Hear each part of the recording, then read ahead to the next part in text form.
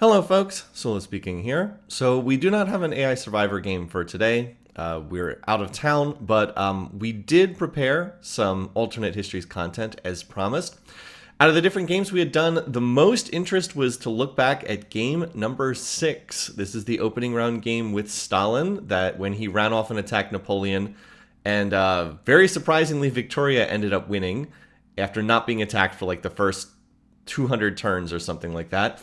The big question was this game typical? What would happen if we replayed this game another 20 times to see what should have happened or could have happened on the map?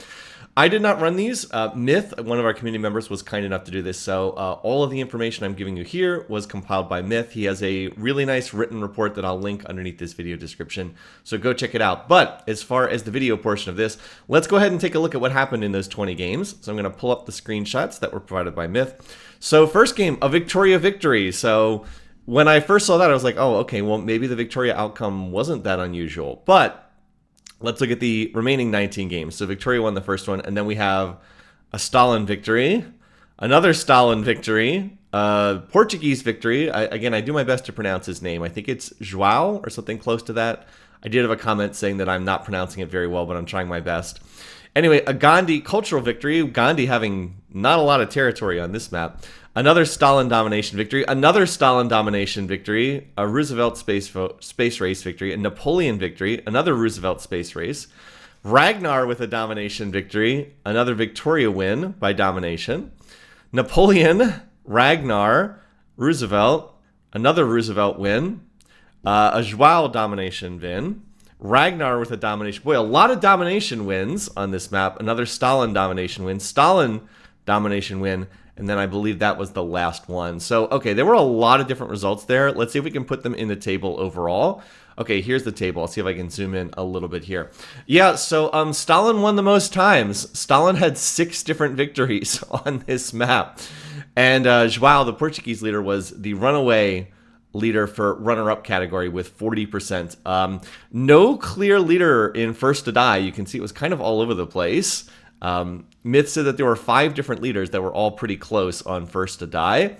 All right, so what in the world happened on this map? Well, in Myth's write-up, he explained that the thing that decisively influenced this game was in fact that copper tile at Stalin's starting position. Let me see if I can pull that up here. This copper resource right here, because the fact that Stalin ran off and attacked someone very early in our game that we watched on live stream, that turned out not to be unusual. In fact, he used that early copper to go attack someone very, very early in almost every game. But who he attacked was pretty random, and Napoleon was definitely not the most common target. So what Myth said was that if Stalin attacked a soft target, if he attacked Roosevelt in particular, but also sometimes if he attacked João, then he could just be a runaway, just completely run away with the map. They said that there were multiple times where Stalin completely conquered Roosevelt, all of his territory before turn 100. And in those cases, Stalin just completely ran away with the game, and it wasn't even close. And that was responsible for some of those 6 victories that Stalin won. But if he went ahead and targeted someone else, like if he targeted Napoleon like he did in the game we saw, or if he targeted Gandhi, which also happened a number of times, he said, Stalin just spun his wheels, didn't have any success, and ended up not really doing anything. So who Stalin attacked was hugely influential in terms of how this map played out. Stalin was still the strongest leader on this map, in part because his starting position was so strong, but he was not a consistent leader, if that makes sense. He had the most victories. He had 6 victories, but he also died, 9 out of 20 times? So he was not consistent at all. And this was a very streaky game, a game that kind of could tip in a number of different directions. And where he ended up attacking tended to be like the biggest influence on this game. Now, for the other leaders, João, the Portuguese leader, definitely the second strongest leader. And in fact, Myth said that he was actually stronger than the numbers indicated, because Roosevelt had multiple victories where João was actually the strongest leader on the map. So that number actually probably underestimates the strength of Portugal. Basically, there were some games where he kind of like bugged out, for lack of a better term. We saw on live stream where he kind of like overbuilt warriors and ended up crashing his economy. That did happen in some other games, but there were also games where that didn't happen. And Portugal ended up being a lot stronger than we saw on live stream. So that was one of the other biggest differences in the alternate histories, that João was a lot stronger in some of these other games.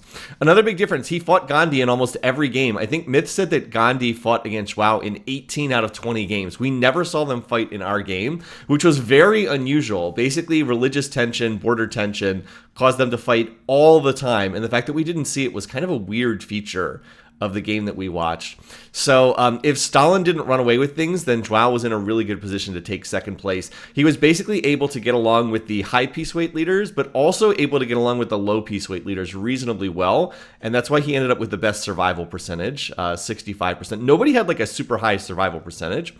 All right, other leaders, Ragnar had the third highest score, although he wasn't consistent either, 3 first, 3 seconds.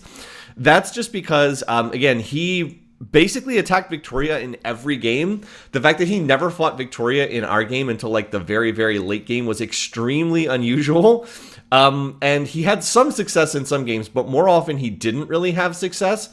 So all of his first place victories came when he overran Victoria at a relatively early date. But in a lot of games, he just got stuck and kind of, like I said, just kind of spun his wheels and didn't really achieve a whole lot. But he was able to get some backdoor second place finishes because, if Stalin ran away with the map, then Ragnar was in a good position to get a second. Similarly with Napoleon. Speaking of Napoleon, he did have 2 first place finishes, had some second place finishes when Ragnar or Stalin were strong, but his starting position was just too weak on this map, too boxed in. Let me scroll ahead to his start. Just the land was not that strong around him, and he tended to get culturally crushed by Gandhi pretty badly. So he wasn't first to die that often in these games. He was, well, I guess he was, never mind. He was the leader and first to die, but nobody really ran away with the first to die spot. Still, he just didn't really have that strong of a starting position. Too much desert, too many plains, not enough food. It wasn't a great starting position for him, and he was definitely the weakest of the low piece weight leaders. As far as the high piece weight leaders, Roosevelt was definitely the strongest. He had the most victories, although again, this probably overstates him a little bit based on what Myth said. He kind of pulled out some low odds victories in a couple of these games. Definitely the strongest, but he always had the potential to get attacked by Stalin, and he got run over by Stalin in the early game a number of times. And then for the others, Victoria really was not a runaway leader. What we saw in our game was definitely not typical, with her avoiding wars for like 250 turns or something wild. She fought a lot, and she generally got bottled up and just didn't have enough territory. Hold on, let me go back to the overview map for a second. She just ended up with not enough territory. She ended up getting squeezed a lot in these games. Also, Ragnar tended to fight her early. So she did win a couple games, right? She had 2 wins, but if she didn't win, she usually got eliminated. Her survival was only 30%. And then Gandhi was actually the weakest leader on the map. The strong Gandhi we saw, not typical at all. He basically just was involved in too much fighting. He fought João in pretty much every game, as mentioned before. He also fought Napoleon a lot. He also fought Stalin a lot. And that just meant he was in too much warring to really get off the ground. Even when he was able to survive, he wasn't able to found enough religions to really get the cultural train going. So he did not get into culture mode very often. He only had a 15% survival rate, so that's making it to the finish in only 3 out of 20 games. 1 win, 1 second place. Again, definitely the weakest leader on this map. So not really similar to what we saw in our game. Anyway, if I had to go back to what Myth said in his overview, he said the game that we saw was not a 1% outlier result because, Victoria did win a couple games. Actually, everybody won a game, if I'm right. Yeah, every single leader won at least 1 game. So it wasn't like a completely ridiculous result, like the game 1 from this season where Hammurabi won, which was clearly like a ridiculous 1 in 100 results. But it was not a common result either. It definitely wasn't common. The leaders on the south side of the map were definitely the stronger leaders, stronger than the leaders on the top side of the map.